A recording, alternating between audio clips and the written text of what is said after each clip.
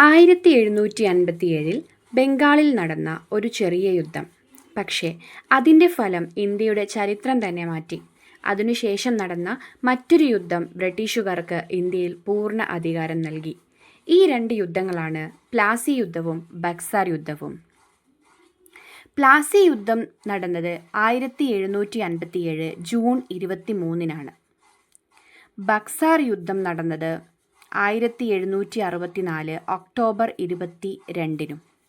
ഈ രണ്ട് യുദ്ധങ്ങൾ മനസ്സിലായാൽ ഇന്ത്യ എങ്ങനെ ഒരു വ്യാപാര കമ്പനിയുടെ കൈകളിലായി എന്നത് പൂർണ്ണമായി മനസ്സിലാകും.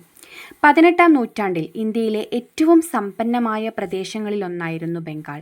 കൃഷിയും കൈത്തറിയും വ്യാപാരവും എല്ലാം വളരെയധികം മുന്നിലായിരുന്നു. ഈ സമ്പത്ത് തന്നെയാണ് ബ്രിട്ടീഷ് ഈസ്റ്റ് ഇന്ത്യ കമ്പനിയെ ബംഗാളിലേക്ക് ആകർഷിച്ചത്. ആദ്യം വ്യാപാരത്തിനായി വന്ന കമ്പനി പതുക്കെ രാഷ്ട്രീയ കാര്യങ്ങളിൽ ഇടപെടാൻ തുടങ്ങി. അനുമതിയില്ലാതെ കോട്ടകൾ ശക്തിപ്പെടുത്തി, നികുതി നൽകാതെ വ്യാപാരം നടത്തി. ഇതെല്ലാം ബംഗാൾ നവാബിൻ്റെ അധികാരത്തെ വെല്ലുവിളിക്കുന്നതായിരുന്നു.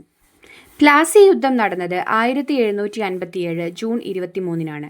ബംഗാളിലെ പ്ലാസിയിൽ വെച്ച് ബ്രിട്ടീഷ് ഈസ്റ്റ് ഇന്ത്യ കമ്പനിയും ബംഗാൾ നവാബായ സിറാജുദ്ദൗളയുമാണ് ഏറ്റുമുട്ടിയത്. എണ്ണത്തിൽ ശക്തമായിരുന്നിട്ടും മിർജാഫറിൻ്റെ വഞ്ചന കാരണം സിറാജുദ്ദൗള പരാജയപ്പെട്ടു.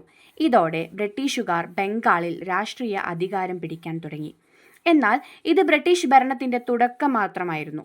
അതിനുശേഷം 1764 ഒക്ടോബർ 22-ന് ബക്സാർ യുദ്ധം നടന്നു. ഈ യുദ്ധത്തിൽ ബ്രിട്ടീഷുകാർ മിർ കാസിം, അവധിലെ നവാബ് ഷുജാഉദ്ദൗള, മുഗൾ ചക്രവർത്തി ഷാ ആലം രണ്ടാമൻ എന്നിവർ ചേർന്ന ത്രികക്ഷി സഖ്യത്തെ പരാജയപ്പെടുത്തി. ബക്സാർ യുദ്ധത്തിലെ വിജയം ബ്രിട്ടീഷുകാർക്ക് നിർണായകമായി. 1765 അലഹബാദ് ഉടമ്പടിയിലൂടെ ബംഗാൾ, ബീഹാർ, ഒഡീഷ എന്നീ പ്രദേശങ്ങളുടെ ദിവാനി അവകാശം കമ്പനിക്ക് ലഭിച്ചു. അങ്ങനെ പ്ലാസി യുദ്ധം ബ്രിട്ടീഷ് ഭരണത്തിൻ്റെ വാതിൽ തുറന്നുവെങ്കിൽ ബക്സാർ യുദ്ധം ആ ഭരണത്തെ ഇന്ത്യയിൽ സ്ഥിരമായി ഉറപ്പിച്ചു.